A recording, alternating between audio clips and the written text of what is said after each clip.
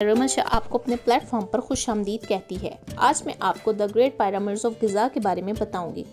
اس کرۂ ارض میں بہت سے ایسے پر اسرار راز پوشیدہ ہیں جو انسان سے دور ہیں۔ دریائے نیل کا مغربی کنارہ دیو ہیکل اہرام مصر کا گھر ہے۔ گزا کے یہ پیرامڈز دنیا کا واحد عجوبہ ہے جو اس وقت ہماری آنکھوں کے سامنے ہے۔ دنیا کے عجائبات کی پرانی لسٹ میں سے یہ واحد عجوبہ ہے جو باقی بچا ہوا ہے اور ہم اسے آج بھی دیکھ سکتے ہیں۔ عربی زبان کا محاورہ ہے کہ آدمی وقت سے ڈرتا ہے اور وقت احرام سے ڈرتا ہے۔ اہرام مصر سے جڑی بے شمار کہانیوں، افسانوں اور داستانوں کا سلسلہ بہت پرانا ہے۔ ماہرین یہ جاننے کی کوشش کر رہے ہیں کہ فرعونوں نے اہراموں کی تعمیر کیوں روک دی تھی۔ بڑے بڑے مقبرے، اس سے بڑے مقبرے شاید ہی منظر عام پر آئے ہوں۔ ان مقبروں میں مصر کے فرعونوں کی لاشیں محفوظ کی جاتی تھیں۔ یہ مقبرے قدیم مصر کی تہذیب کی عکاسی کرتے ہیں۔ یہ تہذیب جو 4000 سال تک قائم رہی، یہ آپس میں بے حد سخت اور کڑے مذہبی ڈھانچے میں بندھی ہوئی تھی، اور یہ ڈھانچہ نہ صرف حکمرانوں بلکہ عوام پر بھی لاگو ہوتا تھا۔ اہراموں کی تعمیر پرانی بادشاہت کے دور میں منظر عام پر آئی تھی۔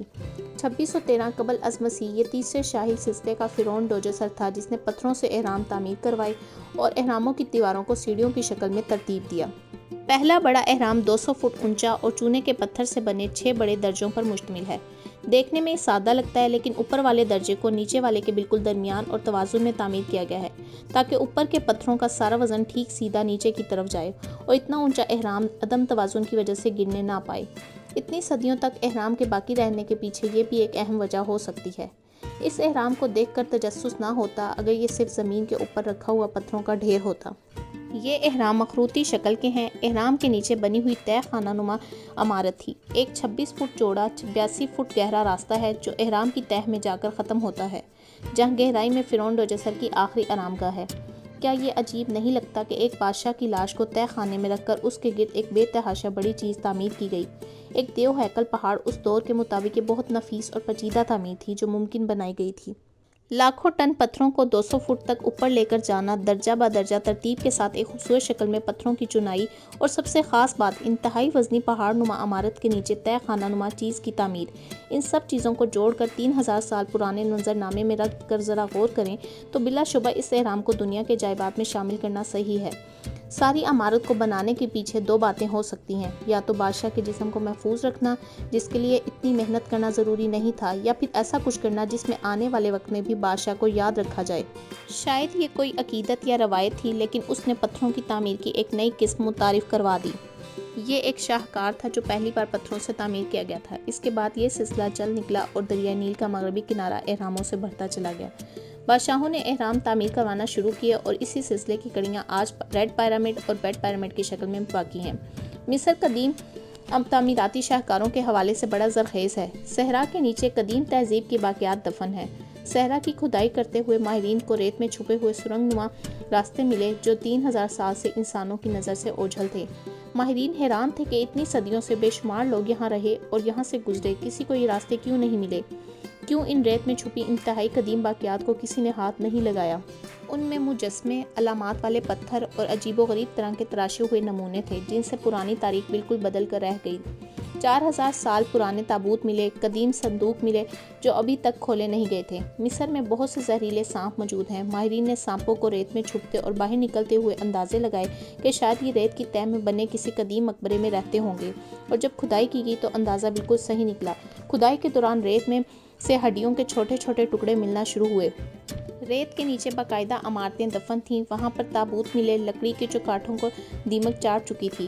کیڑے مکوڑوں بہت سی واقعات ختم کر چکے تھے، اس لیے خاص اوزاروں اور کیمیکلز کا استعمال کر کے ان چیزوں کو حفاظت سے لیبارٹری تک پہنچایا گیا جہاں پر ریسٹوریشن کا کام کیا گیا۔ مصری ماہرین کا خیال ہے کہ اس سے بڑے اہرام کو 20 سال کی مدت میں تعمیر کیا گیا تھا۔ اس کا وزن تقریباً 6 ملین ٹن ہے۔ مقبروں میں فرعونوں کی لاشوں کے ساتھ ساتھ ان کے خزانے، قیمتی پتھر اور ہیرے جواہرات، اور ان کے ساتھ ان کی خدمات کرنے والے نوکر اور جانور بھی دفن تھے۔ یہ دولت ڈاکہ زنی کرنے والوں کی حوصلہ افزائی کرتی تھی اور بہت سے خزانے غائب ہو چکے تھے۔ 19ویں اور 20ویں صدی میں ان مقبروں کی تحقیقات نے ان قدیم مقبروں کی لوٹ مار میں اضافہ سر انجام دیا، لیکن اس کے باوجود ابھی بہت کچھ باقی بچا ہوا ہے اور عجائب گھروں میں محفوظ کر لیا گیا ہے تاکہ دنیا پر عجائب کا انکشاف کیا جا سکے، جو کہ اس روئے زمین پر ایک 19 تہذیب سے منسلک ہے جو عرصہ دراز تک اس زمین کی زینت بنی رہی تھی۔ اہرام مصر کی سیر کے دوران گریٹ پیرامڈ کے ساتھ ہی ایک سنگل روم میوزیم بھی ہے۔ اس میں 4,500 سال پرانی لکڑیوں کی کشتی کی باقیات موجود ہیں۔ اہرام کے مشرق کی جانب چھوٹے چھوٹے 3 پیرامڈز ہیں جو فرعونوں کی ملکوں اور بیٹے کے ہیں اور ایک بڑے رشتہ داروں کے لیے ہے۔ گریٹ پیرامڈ کے بعد سب سے زیادہ مقبول اسفنکس اہرام ہے، شیر کے دھڑ پہ انسان کا سر۔ یہ شاید اس کی طاقت اور دہشت کو ظاہر کرنے کے لیے بنایا گیا تھا، کیونکہ ہر دور میں طاقت اور بادشاہی کا نشان شیر ہی رہا ہے۔ اہرام مصر کی سیر کرنے جائیں تو اونٹ کی سواری سے ضرور لطف اندوز ہوں۔ مصر کے صحرا، قدیم اہرام مصر کا منظر اور اونٹ کی سواری، یہ سب ضرور آپ کے ٹور کو شاندار بنائیں گے۔ یہاں ایک دلچسپ آفر ہوتی ہے، pyramid sound and light show tour. اس میں رات کے وقت پیرامڈز پر روشنیاں ڈالی جاتی ہیں اور بیک گراؤنڈ میں ایک ساؤنڈ ٹریک اسفنکس کی آواز میں چلایا جاتا ہے۔ اس پیکج میں شو کے ٹکٹس اور ہوٹل سے پک اینڈ ڈراپ کی سہولت موجود ہوتی ہے۔ پیرامڈز کی مین انٹرنس سے کچھ فاصلے پر قاہرہ کا میرٹ مینا ہاؤس ہے، جہاں پر شاہی خاندانوں اور بڑے بڑے لوگوں کی رہائش کا بندوبست ہوتا ہے۔ اس کے علاوہ یہاں کے لگژری ہوٹلز میں 4 سیزن ہوٹلز جیسے آپشن موجود ہیں۔ درمیانے درجے کے ہوٹل اہرام سے آدھا کلومیٹر دور ہیں، آرام دہ کمروں اور آؤٹ ڈور کی سہولت کے ساتھ ہی اچھی سروس فراہم کرتے ہیں۔ اس کے علاوہ غزہ کے علاقے میں بجٹ ہوٹلز بھی بہت ہیں، جہاں کئی ایک کمروں سے پیرامڈز کا نظارہ بھی دکھائی دیتا ہے۔ سیاحوں کے لیے کئی طرح کے ٹور پیکیجز آفر کیے جاتے ہیں، جیسے کہ full day tour, half day tour, camel اور ہارس رائڈنگ ٹور، اور ہجوم سے بچنے کے لیے آپ ٹائمنگ یور وزٹ کا پیکیج لے سکتے ہیں، جو آپ کو صحرا کی تپتی ہوئی گرمی سے بچائے گا، کیونکہ آپ اہرام مصر کی سیر کے لیے اپنی مرضی کا وقت منتخب کر سکتے ہیں۔ اہرام کے اندرونی حصوں کی سیر کے لیے سارا دن ٹکٹ فروخت ہوتے ہیں، آپ جب چاہیں ٹکٹ لے کر اندر جا سکتے ہیں۔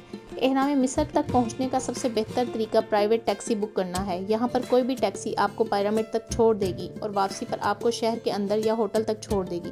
اگر آپ ون وے کرتے ہیں تو سیر کرنے کے بعد واپس شہر میں جانے کے لیے آپ کو اسفنکس والی انٹرنس سے ٹیکسی مل جائے گی، اور اگر لوکل ٹرانسپورٹ میں سفر کرنا چاہتے ہیں تو غزہ جانے کے لیے قاہرہ کے میٹرو سروس لیں گے اور آگے غزہ سے پیرامڈز تک منی بس سروس استعمال کریں گے، جو آپ کو غزہ میٹرو اسٹیشن سے باہر نکلتے ہی مل جائے گی، یا پھر میٹرو اسٹیشن سے پیرامڈز تک ٹیکسی بک کر لیں۔ اگر آپ چاہیں تو غزہ میں پیرامڈز کے علاوہ ٹورسٹ اٹریکشنز ہیں جن کی سیر آپ اہرام مصر کے ساتھ ساتھ کر سکتے ہیں، یا پھر دریائے نیل کی طرف جائیں اور مصر کا ٹور لطف اندوز اٹھائیں۔ ہم ہیں وحدت پرست، واحد خدا ہمارا۔ ہم ہیں وحدت پرست، واحد خدا ہمارا۔ ہم ہیں کافروں کے کافر، کافر خدا ہمارا۔ رمل شاہ ویڈیو دیکھنے کے لیے اپنے ادارے اور چینل کی طرف سے آپ کا شکریہ ادا کرتی ہے۔ دنیا کی مختلف قوموں اور ملکوں، سیاحت، سیاست اور تمدن، مزید معلومات کے لیے میرے ساتھ جڑے رہیں۔ ملتے ہیں اگلی ویڈیو میں نئے عنوان اور علمی مواد کے ساتھ، تب تک کے لیے اللہ حافظ۔